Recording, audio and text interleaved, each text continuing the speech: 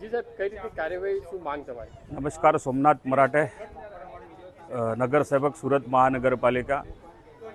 છેલ્લા 3.5 વર્ષથી જે મારા ઉધના વિસ્તારની અંદર હું સુરત મહાનગરપાલિકાનો સામાન્ય સભા હોય કે સંકલન હોય, હું હર હંમેશા આ કલરનું પાણી જે તપેલા ડાઈંગવાળા કે મિલવાળા, જ્યારે અમારી આ સેવા બસ્તી છે, અમારી જે મધ્યમ વર્ગીય જનતા છે, કામદારો છે, એમની જે રહેવાની જે વ્યવસ્થા તે આ સોસાયટીની અંદર જ્યારે આ ભેળસેળ થતું હોય છે, હું કાયમ એની સામે અવાજ ઉઠાવતો આવ્યો છું.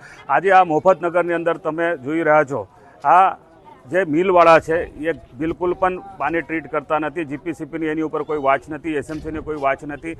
વારંવાર આ લોકો મારી પાસે ફરિયાદ કરે, હું ગટર સાફ કરીને એનો નિકાલ કરતો હોય છે. પરંતુ ગત 3 વર્ષ દરમિયાન જે હાલ જેમની બદલી થઈ છે, જે સુજલ પ્રજાપતિ જે કાર્યપાલક એન્જિનિયર હતો, એની બધી આ કરામત રહી છે. એમને જે આ બધા ગેરકાયદેસર અહીંયા કામો થવા દીધા, ગેરકાયદેસર અહીંયા ગોડાઉનો બન્યા, પતરાના શેડ બન્યા, એની અંદર સીધી આ તપેલા ડાઈંગ બની છે અને બિલકુલ આ ગેરકાયદેસર ચાલી રહ્યા છે. આ ગેરકાયદેસર તપેલા ડાઈંગોને અગાઉ પણ 42 ડાઈંગોને આપણે સીલ કરી હતી, પરંતુ આ કામ ચલાવ સીલ કરવામાં આવે.